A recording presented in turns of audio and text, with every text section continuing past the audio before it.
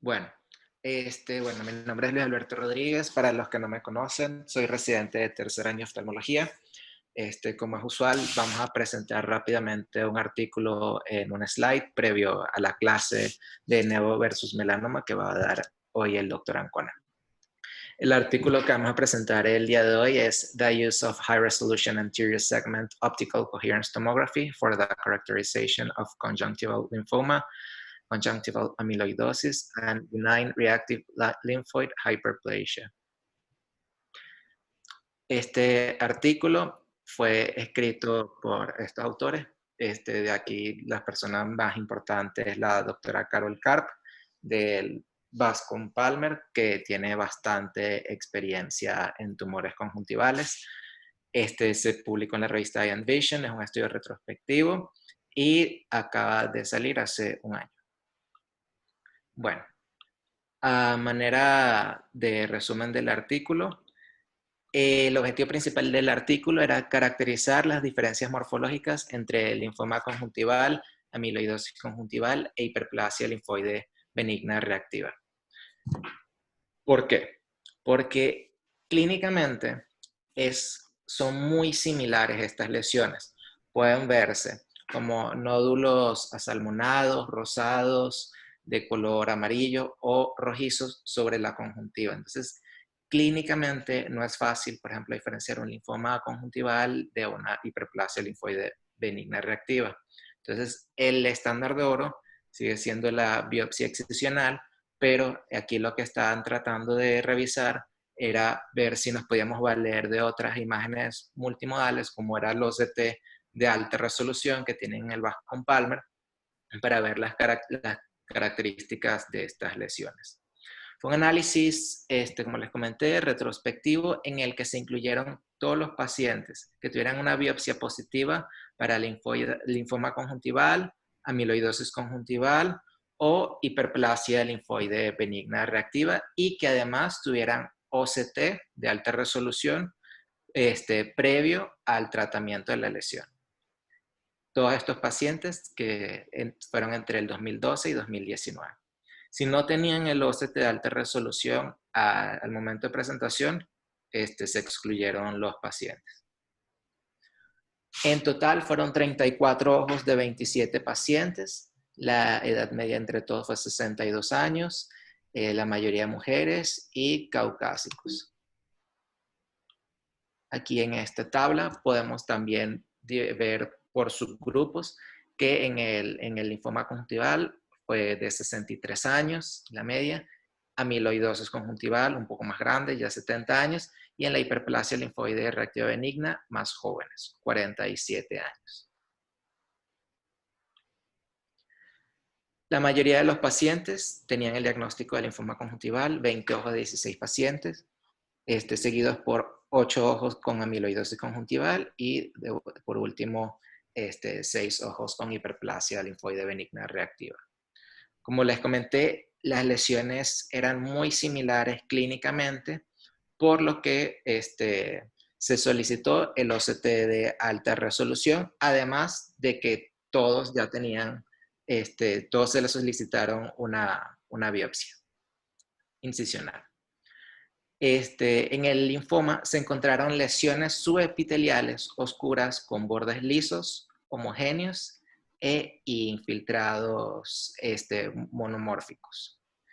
En la amiloidosis se encontraron lesiones heterogéneas, oscuras con bordes irregulares, con infiltrados lineales hiperreflécticos.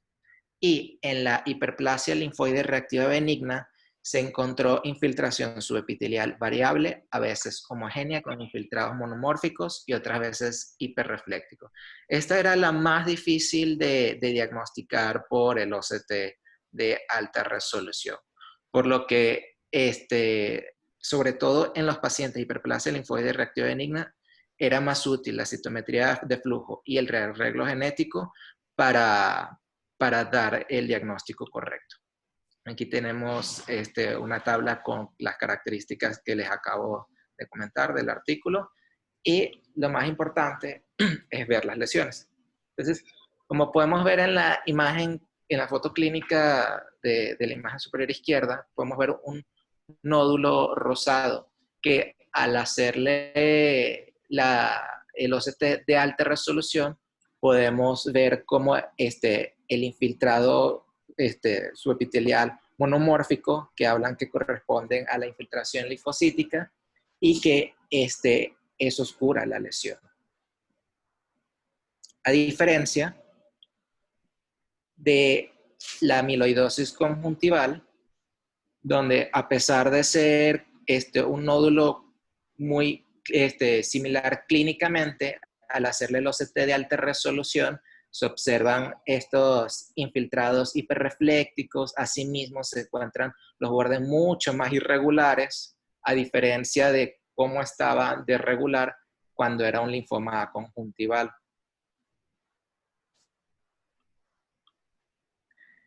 Y en la hiperplasia linfoide reactiva benigna se encontraron dos variantes. Aquí está la lesión, que clínicamente era difícil de diferenciar de un linfoma conjuntival, pero al hacer el OCT de alta resolución se observa que las lesiones subepiteliales son mucho más hiperreflécticas. Estas eran las más fáciles de distinguir de un linfoma conjuntival, pero luego podíamos tener otra imagen como esta, que es muy difícil de diferenciar de un linfoma, y al hacer el OCT de alta resolución es prácticamente igual a lo que veríamos en un linfoma conjuntival. ¿Cuál era la diferencia que podríamos encontrar en esta imagen? El epitelio. Usualmente el epitelio en las hiperplasias linfoides reactivas benignas era mucho más amplio, de 140, 150 micras, a diferencia del linfoma conjuntival, que era mucho menor, usualmente 60, 65. Entonces, para concluir, las características distintivas del OCT de alta resolución nos pueden ayudar a diferenciar entre un linfoma conjuntival y amiloidosis conjuntival y una hiperplasia linfoide reactiva benigna. Yo considero que principalmente la hiperplasia y el linfoma versus la amiloidosis. Como que diferenciar del linfoma y la hiperplasia todavía es un poco más complicado con esta modalidad. Muy bien, Luis. ¿Puedes conectar otra vez La presentación.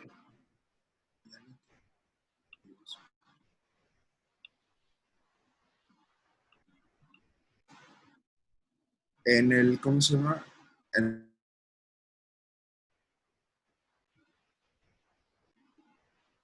la última del nódulo de la hiperplasia linfoide. La hiperplasia linfoide. Sí, el nódulo. El último. Este. Digo, esta puede ser una opción. Ajá, la siguiente. Ya aquí, ya no tengo más. Es esta. Ajá. Hey. Bueno, de lo que básicamente yo creo que se quieren algún día acostumbrarnos a usar el OCT como usamos el OCT para retina, pero esta vez para segmento anterior. Entonces, a veces queda la duda si una lesión está, en qué plano pudiera estar, ¿no? Porque si fuera escleral o si fuera subepitelial, están de acuerdo que se verían, pues, clínicamente bastante similar. En estos casos, antes de hacer una biopsia o planear una biopsia, puedes valorar una lesión. Entonces, por eso es importante, si ves una imagen como imagen clínica de un nódulo, como en el caso de A, ¿no? Hacer de la imagen clínica es hacer un OCT y un VM para que veas si esa infiltración es un nódulo escleral o es una infiltración subepitelial. En este caso, alcanzamos a ver, así como veríamos la retina, abajo de la retina veríamos líquido subretiniano y abajo el EPR. En este caso vemos que está el epitelio casi intacto, un poco engrosado. Abajo hay como que una infiltración y abajo, hasta abajo, podemos ver la línea de la esclera que está conservada, ¿no? Entonces yo creo que hay que empezar a ver a la conjuntiva como vemos a la retina hoy mismo, ¿no? que podemos ver estructura por estructura con estas imágenes, no para hacer diagnóstico tanto tal vez aún, pero hacia ahí es hacia donde va, sino para ir ubicando las patologías en el espacio anatómico que les corresponde. Entonces, ante la duda, si estás enfrente de un probable infiltración o si algo inflamatorio o si es un franconódulo, incluso si eso se viera más oscuro, pudiera ser esteromalacia. Eso lo podemos pedir tal vez con un VM y un OCT de segmento anterior. Entonces, ténganlo en su balata de estudios. Yo creo que por eso es importante este estudio que trajo Luis hoy. Y como dice, apenas vamos viendo pues, sus implicaciones. Entonces, que se les vaya quedando grabado en la mente que si ven una lesión de segmento anterior, sea nevo, sea linfoma, sea cualquier cosa, estaría bueno pedirle pues un OCT de segmento anterior y un VM. ¿Qué pasó, Max? ¿Puedes abrir tus micrófonos? Hola, ¿cómo están? Buenos días. ¿Cómo estás, David? Bien, bien. Oye, una pregunta. Cuando vas a biopsiar este tipo de lesiones, habitualmente, ¿cuánto tejido tomas? ¿En qué la fijas? Prácticamente eso. Sí, gracias. Yo creo que es una buena pregunta. Tratamos de quitar, pues, lo más que se pueda. No somos tan obsesivos como lo somos con el melanoma, sobre todo porque lo que o sea, esta es una biopsia diagnóstica. O sea, si es un linfoma, pues no lo vas a estar curando realmente, van a estar una terapia adyuvante. Entonces, pues quitamos el cacho más generoso, sobre todo para el patólogo. Tienes que ponerte de acuerdo con tu patólogo porque hay diferentes buffers que puedes usar, particularmente cuando se trata de linfoma, etcétera. Vas a tratar de, a veces se degeneran las células. Los de conjuntiva no tanto. Yo digo linfoma más bien como vitrorretiniano cuando haces biopsias vítreas, etcétera. Pero está bueno que lo hables con tu patólogo antes, ver si se puede hacer citometría de flujo, si van a quererlo tipo en fresco o en un buffer especial. Pero se llama RPB1, RPBI creo que se llama, el que piden para conservar ahí la muestra, los patólogos. Entonces, eso sería mi respuesta. Gracias, David. Por nada. ¿Puedes, Luis, ahora sí quitar la pantalla? Gracias. Muy buena presentación. Bueno. Vamos a empezar con la clase de melanoma. Yo sé que para los R mayores puede ser que esto ya muchas cosas se les hagan parecidas, pero va sobre todo para los R1, los R2 que quieran echar un repaso. Entonces, vamos a hablar de manchas en el fondo de ojo. El día de hoy vamos a ver manchas en el fondo de ojo, manchas negras, manchas blancas. Y a veces ¿cómo sabemos si es melanoma o es algo que se parezca al melanoma? Si vemos las siguientes fotos, alguien que se quiera echar de aventado, que me pueda decir, por ejemplo, qué les parece que pudiera ser bueno o malo. Nadie.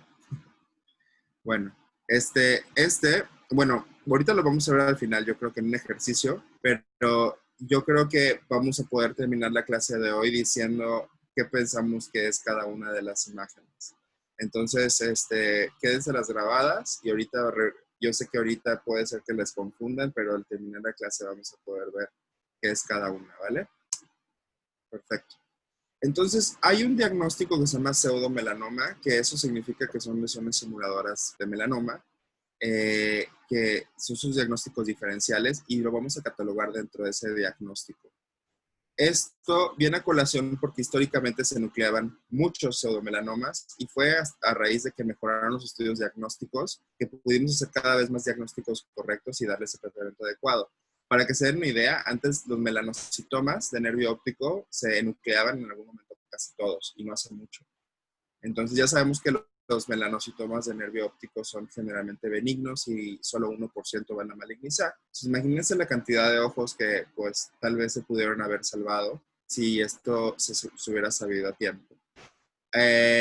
Ahora, 86% de los pacientes referidos a un oncólogo tienen el diagnóstico correcto de melanoma. Ahora se espera que el oftalmólogo general sea capaz de diagnosticar por sí solo casi 90% de los casos, ¿de acuerdo? Esto no pasa con melanoma, con retinoblastoma, en el que a veces puede ser un poquito más difícil. Hasta un tercio de los casos, 75% de los casos, sí son el diagnóstico correcto y 25% se siguen confundiendo. Entonces, esos son todos los tipos de melanomas de pseudomelanomas que aparecen por frecuencia. Esto es otra vez un artículo de los Shields. Y sabemos que por mucho el más común va a ser nevo de coroides y seguido de algunos que vamos a repasar el día de hoy. Los que vemos en color azul son los que vamos a tratar el día de hoy, ¿vale? Y luego hay unos más raros que, bueno, ya iremos tal vez repasando en otra ocasión. Hay que tener bien en cuenta que las varices de vena vorticosa, que a veces se pueden ver como francos tumores y nada más es la vena vorticosa que está elevada en esa región. Yo ya he visto una. Bueno, entonces el nevo de coroides es el tumor intraocular más común, ¿de acuerdo? Puede ser pregunta de examen. ¿Cuál es el tumor más común pues en todo el mundo? Es benigno y es el nevo de coroides. 20% de toda la población caucásica tiene un nevo, y ahorita vamos a ver un poquito más de esto. Generalmente no producen síntomas y son hallazgos en exploraciones oftalmológicas y probablemente ya se encontraron con más de uno en la consulta, nada más que lo habrán pasado por alto y a partir de ahorita lo vamos a empezar a registrar. Pueden ser de color gris o café, el grosor suelen ser, y aquí está la diferencia principal, suelen ser lesiones planas, ¿de acuerdo? Cuando tienen una elevación y sobre todo mayor a 2 milímetros, entonces es cuando sospechamos el melanoma. Y pueden tener drusas en superficie o desprendimientos de epitelio pigmentado. ¿Qué significa que tengan drusas o despegamientos del epitelio pigmentado? Que estas lesiones son crónicas, ¿no? Entonces, si vemos la primera imagen, podemos ver lo que llamaríamos un nevo, que es una lesión que se ve subretiniana. ¿Y por qué sabemos que es subretiniana? Porque vemos que pasan los vasos sanguíneos encima sin ningún problema, no entran. Si tal vez estuviera en el plano de la retina, eso pudiera ser otra lesión, ¿no?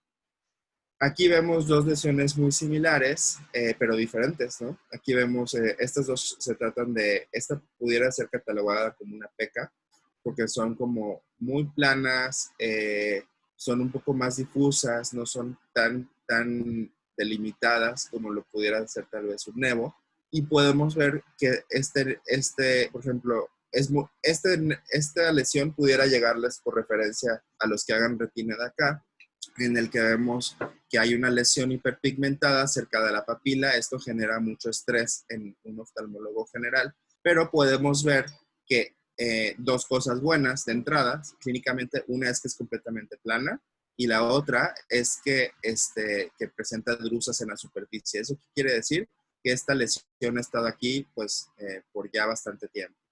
Bueno, la importancia es que, y esto es una idea que traigo de investigación, es que de acuerdo a estudios poblacionales, hasta habíamos dicho 20%, pero en estudios poblacionales bien hechos, 5.6% de la población caucásica tiene nevos coroideos, pero los que van en segundo en frecuencia son los hispanos, en 2.7%. Y luego, haz de cuenta que luego le sigue la raza asiática, que es 0.000 no sé qué. Y luego, o sea, no hay tanta diferencia entre hispanos y caucásicos en lo que refiere a nevos coroideos. Sin embargo, esto viene en el Latino iStudy, y yo creo que están muy subdiagnosticados los melanomas en población hispana.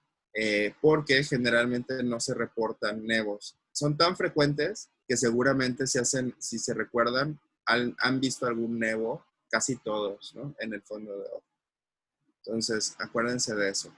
Vamos a pasar a una variedad benigna del nevo de coroides, que es el nevo halo o halo nevus. Este es poco frecuente, pero cuando lo encuentras te hace respirar, porque esto es lo más benigno de lo más benigno, es el nevo más benigno que existe y rara vez maligniza. Entonces, vamos a ver que van a tener un contorno, estos nevos, generalmente hipopigmentado, pero puede pasar al revés, en el que el nevo está hipopigmentado y tenga un halo hiperpigmentado. Cualquiera de las dos variedades, eso se llama halo inverso.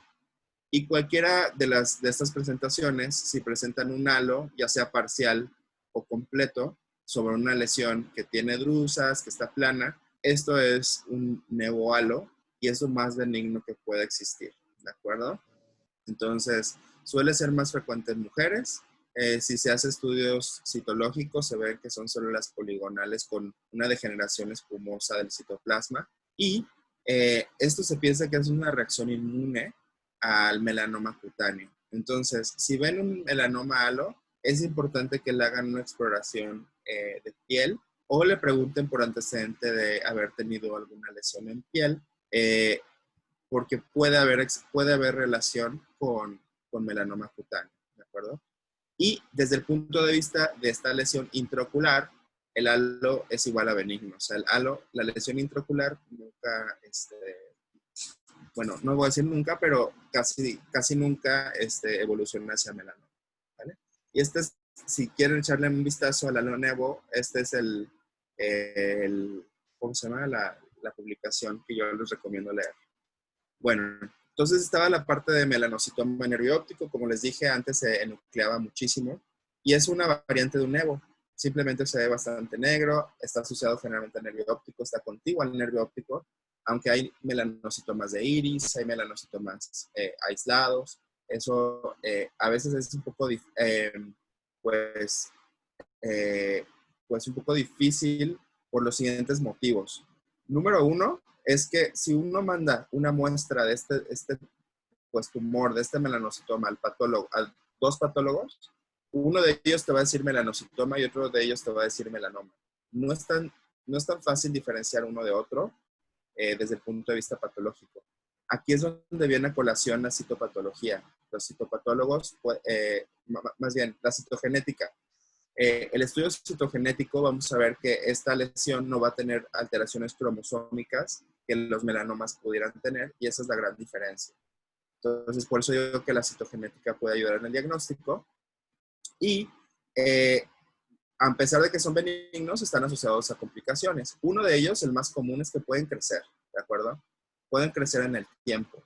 Entonces, y muchos de ellos lo van a hacer. Simplemente es difícil y a veces pueden hacerte siembras vítreas, pueden hacer oclusiones de vena central de la retina, pueden tener un comportamiento que asemeje que se trata de una transformación maligna, pero pues en ese entonces pudiéramos, por ejemplo, valorar hacer una biopsia de esta lesión para mandar a citogenética y ver si se trata de un melanoma versus un melanocitoma y ver si requiere un tratamiento. Si esto resultara ser un melanoma, esta protuberancia, tendríamos que radiar absolutamente todo el melanocitoma, ¿de acuerdo? Entonces, probablemente habría repercusión visual. Entonces, aquí pondríamos una placa de braquiterapia que aplicaría en todo lo que vemos pigmentado, ¿de acuerdo? Luego, otras manchas negras son las metástasis de melanoma cutáneo. Generalmente, los pacientes que pueden tener melanoma cutáneo, ya en sus estadios finales, cuando son metástasis a todo el cuerpo, podemos ver que son pues lesiones también planas, pero generalmente tienden a ser multifocales. ¿Están de acuerdo que puede haber la posibilidad de que tengas uno o incluso dos nevos dentro del ojo, pero si vemos más lesiones hay que sospechar que eso comienza a ser de algo más. Y no hay una diferencia completamente entre, por ejemplo, un nevo y una metástasis de melanoma, a diferencia que probablemente pudieras encontrar en esta lesión pues cambios como líquido supretiniano abundante, que también puede ser el nevo, aunque no abundante, y cambios en la autofluorescencia. Entonces, vemos, el primer estudio que vamos a pedir para diferenciar nevo contra melanoma es el OCT, ¿de acuerdo? Entonces, vamos a ver una lesión y vamos a tomar un OCT sobre la lesión y vamos a observar que pues aquí hay drusas. Estas son las drusas, aquí las vemos, que son pues a nivel de su BPR y, ¿qué digo? Subretiniano. Y, por ejemplo, puede haber este nevo y encima podemos ver que hay esta elevación, pero le hacemos un estudio y vemos que es un despegamiento del epitelio pigmentado de la retina. A los que, pues en la consulta ven que me gusta pedir el OCTA, yo creo que sería una buena idea tener un OCTA, por ejemplo, en este caso, para ver si se trata de una membrana neovascular que está sobre el nervio, sobre el nevo. Estos dos se tratan de nevos y hablan de cronicidad, ¿de acuerdo? Entonces, si ven esto, quiere decir que es crónico y es benigno, ¿vale?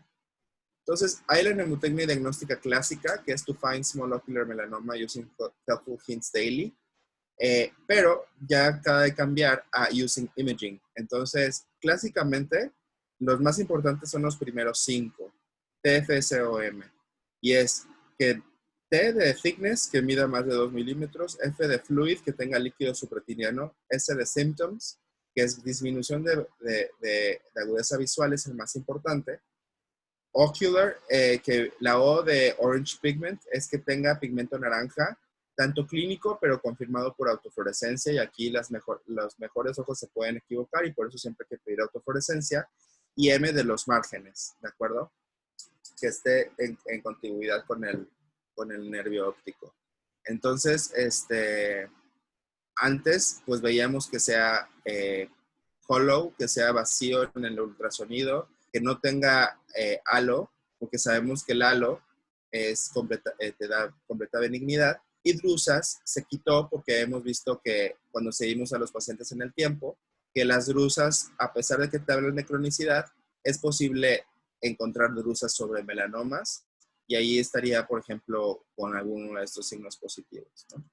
Entonces, este es el estudio que yo les platicaba, que tuve la oportunidad de participar cuando fui fellow, que es el cambio de esta mnemotecnia diagnóstica, que ahora es to find small ocular melanoma doing imaging, y por mucho aprendimos que los síntomas más importantes para ver si un nevo va a progresar a melanoma es que haya cambios en la agudeza visual y que tengan pigmento naranja. Luego, entonces, creo que hay que cambiar la ficha de que si vemos una lesión pigmentada, en lugar de pensar en tomarle una fluorangiografía, piensen en que es mucho más importante pedir una autofluorescencia, ¿de acuerdo? Y ya es como el día a día. Si quieren, no le pidan fluorangiografía, si de eso depende, si es paciente con bajos recursos, preferimos una autofluorescencia por mucho. Y esa es la nueva mnemotecnia, to find small ocular melanoma doing imaging, que igual participé en este paper, y quedaría de la siguiente manera. Thickness sigue siendo, la T sigue siendo thickness, que es más de 2 milímetros por ultrasonido. Luego es por OCT, el líquido subretiniano, F de fluid, S de symptoms, que ahora el más importante es la agudeza visual, O de autofluorescencia por el pigmento naranja, orange pigment. Ultrasonido, ahora la M, ¿se acuerdan que eran márgenes? En los nuevos estudios vimos que los márgenes, pues, no era tan determinante. Y entonces la M de márgenes cambió por M de melanoma hollow. Quiere decir que el ultrasonido del melanoma iba a estar pues vacío, ¿no? Que iba a ser una lesión hipoecogénica. Y diameter, y la D de doing imaging es de diameter, que es pues del diámetro, y es un diámetro, quiere decir que tenga un diámetro de base más de 5 milímetros por fotografía, predispone a que hayan más células névicas y que alguna de ellas pudiera transformarse en melanoma. Entonces, apréndanse, esta es la nueva mnemotecnia que vamos a estar manejando de ahora en adelante. Como ven, está vigente desde el 2020. Entonces, si queremos ser súper actualizados, vamos a usar esta mnemotecnia. ¿Vale? Entonces, nevo o melanoma. Si vemos esto, vemos una lesión que tiene drusas y que está pues mínimamente elevada. Sabemos que es en acoroides porque aquí vemos la lesión hipoecogénica, entonces esto probablemente se trate de un nevo. En cambio, si vemos tiene líquido subretiniano, ¿no? Tiene estos que le llaman shaggy photoreceptors, que son elongaciones de los receptores, de los fotorreceptores, en el contexto de una lesión pues, coroidea. Entonces, esto es un hallazgo benigno y esto pudiera asociarse con un hallazgo maligno, ¿de acuerdo? Luego, sacamos varios OCTs, esto usando el OCT. Esto se ve aquí la lesión, no tiene líquido subretiniano, se ve plana, entonces esto probablemente se trate de algo benigno. Esto que vemos mucho más en los hemangiomas coroideos, que es como un edema retiniano, generalmente se da por cronicidad. Quiere decir que estos fotorreceptores empezaron a sufrir por la isquemia que genera la compresión de una lesión coroidea como un nevo. Entonces, si es algo que ha estado mucho tiempo, pues puede generar este tipo de edema. En cambio, vemos que esto es una lesión un poco más aguda porque tiene actividad, porque hay líquido subretiniano que ha llegado incluso hasta la mácula. Y a pesar de que es medio planona, ya el líquido subretiniano nos empieza a poner un poco nerviosos. Esto se trataría de un melanoma y de un nevo, ¿de acuerdo?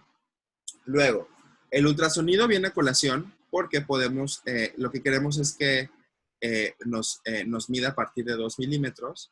A veces es un poquito difícil en las lesiones chiquitas, pero pues las lesiones chiquitas las podemos observar perfectamente porque pues si no tienen actividad, puede ser que se trate de un nevo, como en este caso. En cambio, tenemos varias imágenes que nos asocian a melanoma. Y la más importante es que si ven una lesión en champiñón, piensen en melanoma antes de cualquier otra cosa. Y varias cosas nos hacen pensar en melanoma. Una es, vamos a tener la clásica forma, y luego si son observadores vamos a ver que esta porción, la porción de la cabeza del champiñón, suele ser más hiperecogénica respecto a la base. La base la vamos a ver más vacía, más hipoecogénica, y esto es porque son tan compactos las células del melanoma que tienden a perder ecogenicidad. Y si vemos el modo A, va a haber el clásico, pues una M, te va a formar una M que va en decadencia, o sea, va cayendo casi en diagonal, y eso significa que son muy homogéneas las células, ¿de acuerdo? Entonces, otros casos que, por ejemplo, vemos otra vez un champiñón y vemos que la base es, pues, más hipoecogénica que la cabeza. Entonces, pues, esto puede tratarse de un melanoma. Este caso, que si nosotros lo notamos, es otro champiñón. Y encima de todo esto, tenemos que ver también hacia la órbita. Si ustedes observan aquí, esto es extensión extraocular. Quiere decir que el melanoma se ha salido de las barreras de la esclera. Esto que dibujo con el mouse es la esclera. Y no sé si pueden ver mi mouse, por cierto. Yo estoy aquí dibujando con mi mouse. Sí. Sí. Pero bueno. Perfecto. Entonces, aquí, pues esto sería una extensión extraescleral, ¿de acuerdo? Y, por ejemplo, esta es una lesión en domo que pudiera ser hiperecogénica o hipocogénica, pero en este caso es hipoecogénica y vemos, ¿cómo se llama? Pues que hay, esto muy probablemente sea un melanoma. Tiene un desprendimiento de retina, aquí vemos los desprendimientos de retina para los R1, así se ve, que es como una tienda de campaña y está asociada pues a la lesión. Aquí adicionalmente no se les escape esto, ¿verdad? Que son a ver. Vemos esto, sería extensión extraescleral, ¿de acuerdo? Entonces, no se les olvide siempre ver la base del tumor y afuera de la esclera para ver si hay algo que les parezca que está, pues, pasándose por alto, ¿de acuerdo? A diferencia, sí mide más de 2 milímetros, pero vemos que es una lesión un poco densa. Entonces, puede ser que se trate de otro diagnóstico. Puede ser un nevo o puede ser un hemangioma coroideo, ¿vale? Y vemos que a pesar de que está en el límite de 2 milímetros, pues tiene un centro que es hipoecogénico. Probablemente sea un melanoma, ¿de acuerdo? ¿Les quedó claro? Porque el ultrasonido es lo más importante para diferenciar. ¿Ok?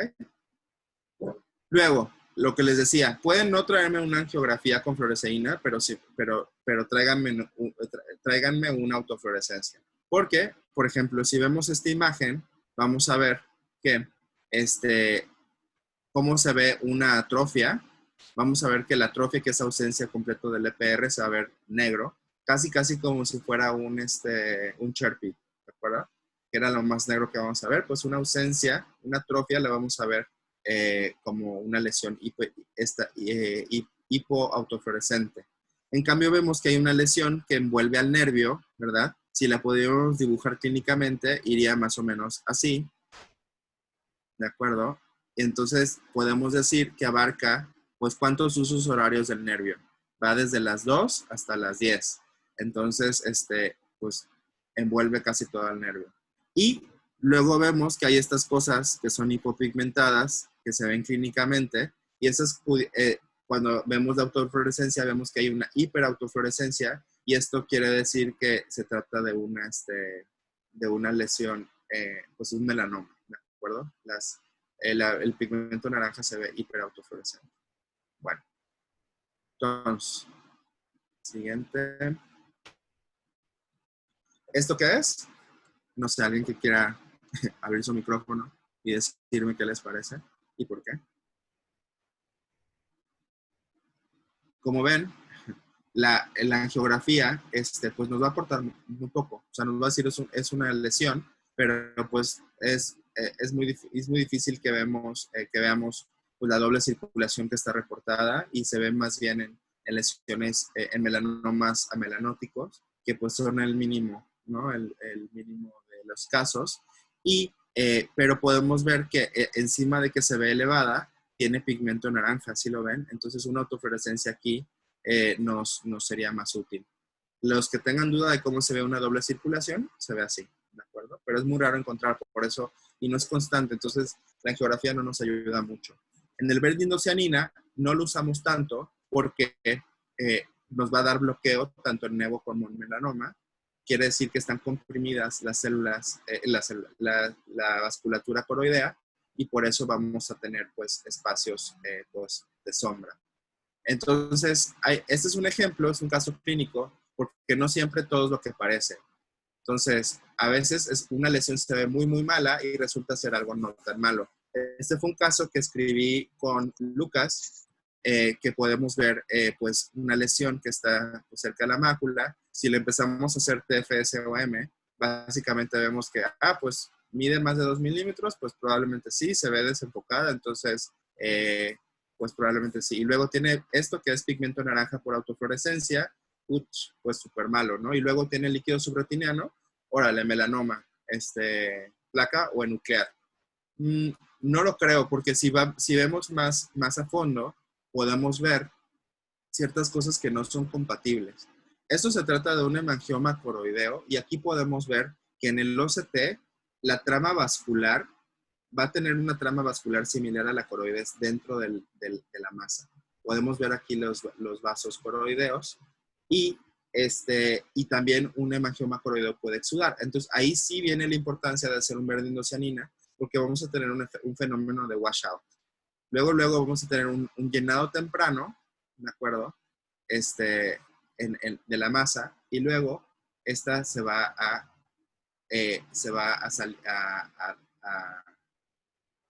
drenar después de varios minutos, como es en este caso, ¿no? Entonces, si vemos que decayó el verde indocianina, entonces vemos que tiene un fenómeno de washout positivo. Esto es un hemangioma coroideo, y el tratamiento pues, es radiación, ¿de acuerdo? Entonces, este fue el caso. Si nosotros lo vemos en OCT, vamos a ver que si lo vemos clínicamente, los hemangiomas coroideos tienen una coloración rojiza. Eso no lo da el melanoma. Entonces, si ven una coloración rojiza, piensen en hemangioma coroideo hasta no demostrar lo contrario. Este también es una coloración rojiza. Y el ultrasonido va a ser denso, a diferencia del melanoma, que va a ser, pues, vacío, ¿no? Pues, ven, que es el caso de nosotros. Entonces, esto fue un hemangioma coroideo, ¿de acuerdo? Luego, esto me lo habían diagnosticado como melanoma de coroides, es también un paciente mío, y vemos que tiene, pues, presencia de sangre, líquido subretiniano, se ve elevada, ¿verdad? Pero nosotros vemos que al hacerle un OCT, realmente está encima del plano de la coroides. La coroides va aquí abajo y como que se continúa, ¿ven? Esto se trata de una hemorragia por un macroaneurisma roto, que es un diagnóstico diferencial. Entonces, de aquí que no se pueden salvar no se pueden ahorrar ningún estudio porque es importante para hacer la diferencia. Entonces, esto fue, es un macroaneurisma roto, hay que esperar en el tiempo y esto se va a resolver, ¿vale? Entonces, esto es un macroaneurisma roto y pues podemos ver lo que les digo, que va a teñir en la angiografía, este es el macroaneurisma, y va a bloquear las áreas de sangrado subretiniano y podemos ver cómo es una lesión que es encima de la coroides, porque la coroides va pues súper bien, o sea, no tiene ninguna elevación, ¿de acuerdo? Entonces, que no se les escape. Pero puede ser engañoso porque la sangre, como ustedes saben, puede verse de diferentes maneras en ultrasonido. Entonces aquí se veía un poquito hollow, de hecho por eso me lo mandaron, y podemos ver en perspectiva que esto se trata no de un melanoma, sino de un macroaneurisma roto. El que quiera, creo que no lo han presentado y el que no tenga caso clínico lo puede presentar.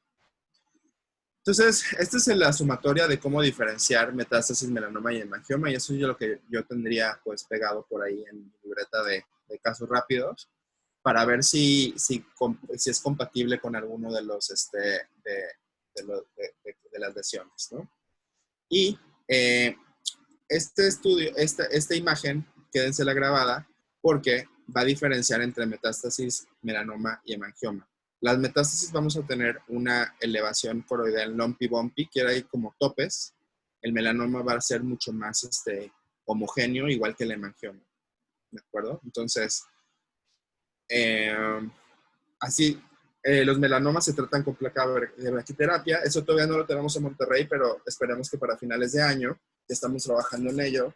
Y pues ahí vemos cómo una placa de braquiterapia se sutura pues a la esclera y por ejemplo así se pueden tratar pues lesiones incluso en segmento anterior y se hace Gunderson y pues ya, pero se puede poner también en cuerpo ciliar, en coroides, etc. Entonces hay muchos tratamientos para el melanoma, pero hay como ciertas indicaciones para cada uno. Por mucho el más usado es braquiterapia y sabemos que es efectivo hasta el 98% de las veces. Es súper, súper efectivo para melanoma. Entonces, es sinónimo la braquiterapia de placa radioactiva y, como les decía, 98% de curación. Entonces, vemos, la placa de braquiterapia son placas de oro sí, son placas de oro por lo general y tienen incrustados las semillas de braquiterapia, de radiación, y que estas generalmente pueden ser de yodo, rutenio, y estas las diseña el radiooncólogo en base a las dimensiones que nosotros les demos del tumor, tanto clínicas como ultrasonido. Pues aquí vemos cómo se ven las plaquitas y la conformación la hizo el radiooncólogo.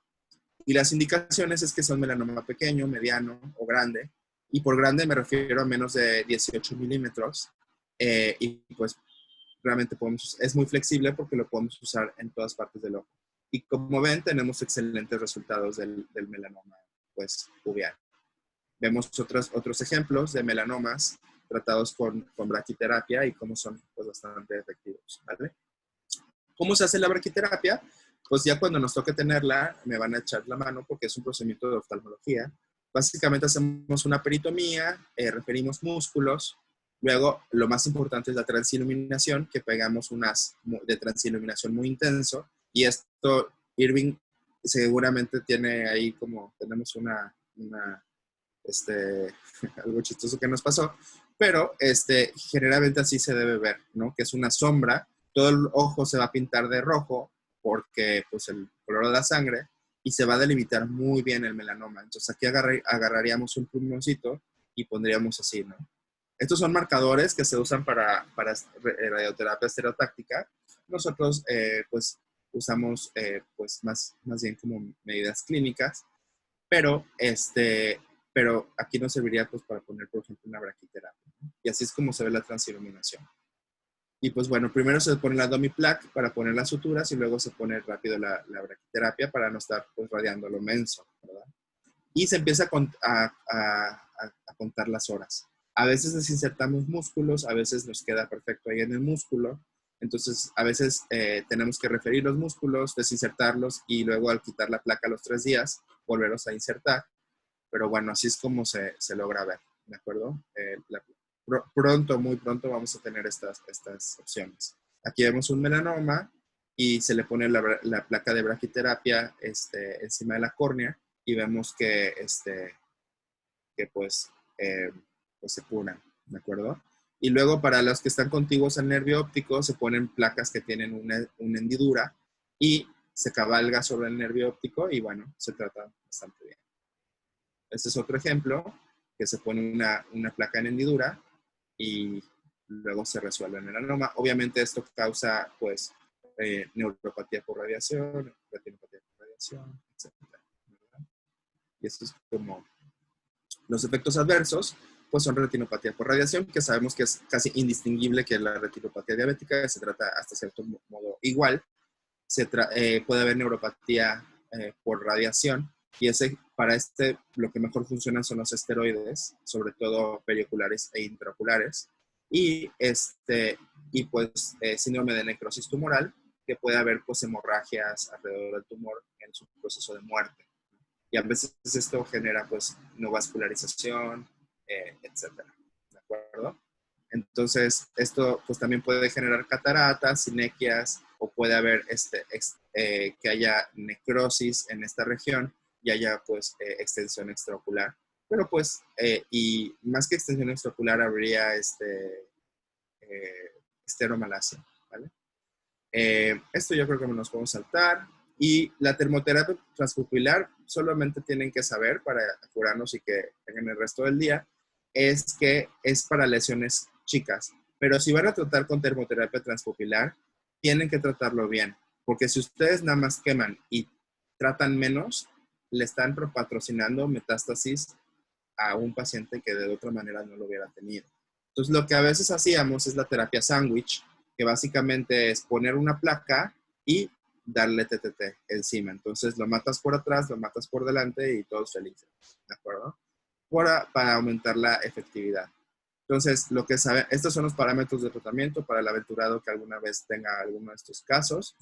Pero lo más importante es lo que les dije, que si subtratan esta lesión con TTT, pueden aumentar el riesgo de diseminación sistémica. Aquí está. Recurrencia después del TTT puede asociarse con mayor riesgo de metástasis. Entonces, por eso ya preferimos placa de radioterapia, a pesar de que esté, pues, si me dicen, ¿por qué no haces TTT para melanoma? Es por esto. Porque sí lo quemas, pero si no lo quemas bien, estás dándole nada más metástasis a esa pobre persona. ¿De acuerdo? Y eso es como que... Entonces, de la terapia transpupilar, estas son las indicaciones. Si quieren darle un screenshot, pueden hacerlo.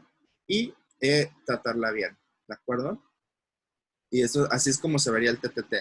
Tenemos una lesión plana, le aplicamos TTT, que básicamente es quemar, y pues buscamos una cicatriz pues plana, ¿verdad? Atrófica. O resección local, que pues ya empezamos en esta parte, ¿no? Las lesiones de iris para aquellos que vayan a hacer segmento anterior. Esto generalmente lo apoyan ustedes porque pues siempre hay alguien que lo pueda hacer mejor. Y esta es la técnica de Arun-Singh, en el cual, y es para lesiones que estén en la mitad del iris. Hacen 2 cortes. Está muy interesante, ¿eh? El que tenga la oportunidad de verlo, el video lo puedes descargar del artículo como artículo suplementario.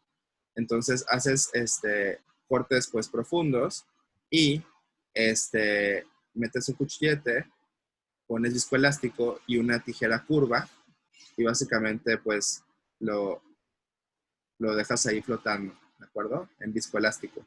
Entonces metes un cartucho del lente intraocular y se aspira ¿cómo se llama? Y se aspira, se los voy a pasar otra vez porque, ¿vale?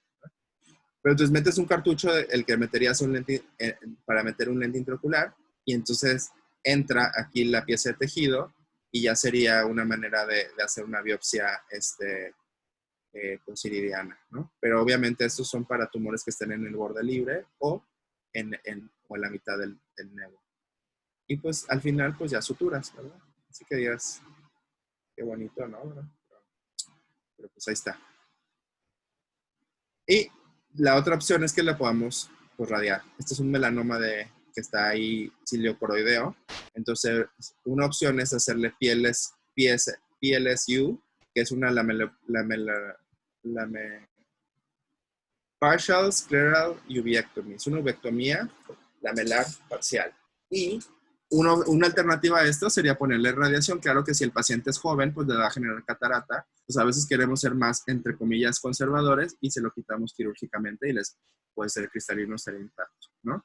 Y lo que hace en el PLSU, Partial Lamellar Scleral Uvectomy, es que se hace un flapcito en donde estaría el tumor y pues básicamente destechas el flapcito como si fueras a hacer básicamente una trabeculectomía y nada más que pues aquí das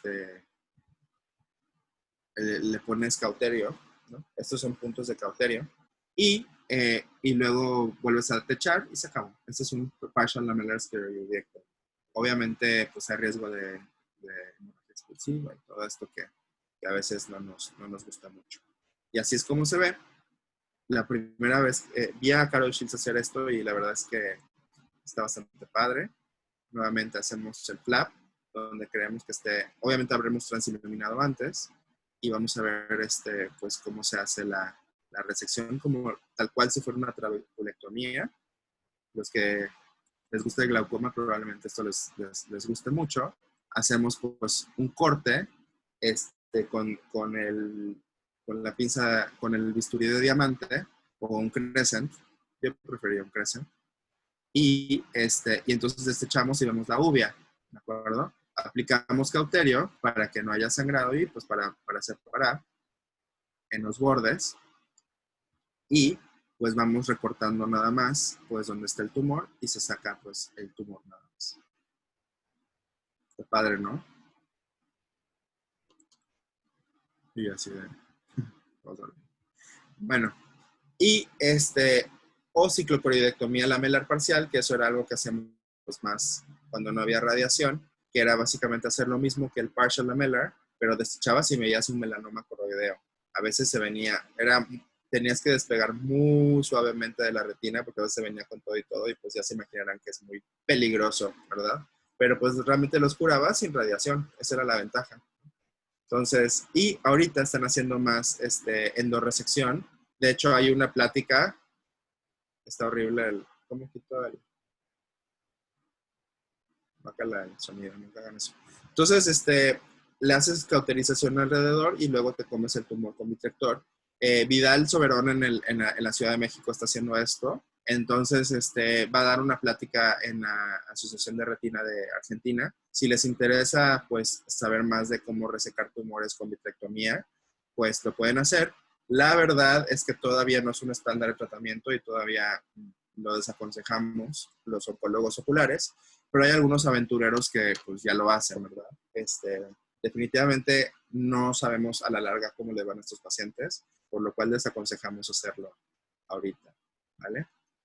Pues ese fue más o menos Y bueno, por último, la enucleación, que es en casos que pues midan más de 18 milímetros o que el paciente, o que ya haya como tumor difuso o que ya ocupe mucho porcentaje del ojo, pues hay que tenerlo como opción. Y por ejemplo, este caso que tenía extensión extraocular, pues dijimos, pues una opción es darle estereotáctica o la otra es olvidarte de todo y pues enuclear ese ojo, ¿no?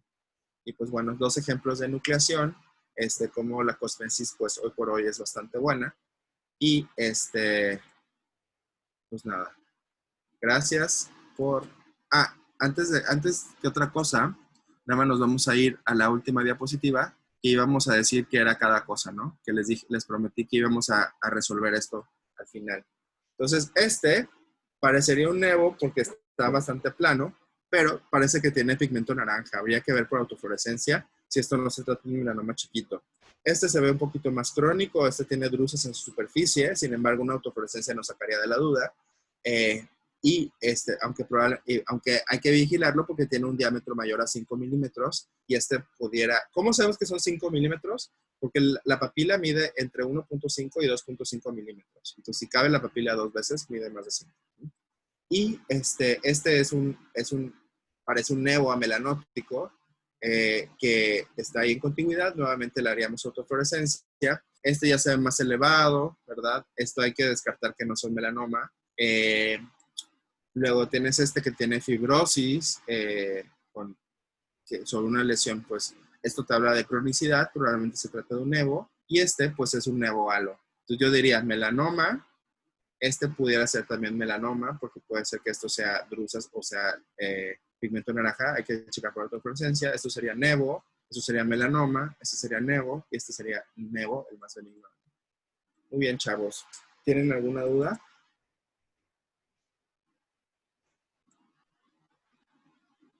¿No? Bueno, eso sería toda la clase por hoy. Espero que les haya gustado. Nos vemos. A ver, chatear. Todo muy bien explicado. Okay, súper bien. La siguiente clase va a ser el 19 de junio. Vamos a repasar los tumores orbitarios en niños. Va a ser una clase conjunta con los residentes del siglo XXI. Entonces, de hecho, es una clase que me invitaron para dar el siglo XXI. Por eso va a ser pues en conjunto, y pues nosotros vamos a aprovechar que es parte de nuestro temario también.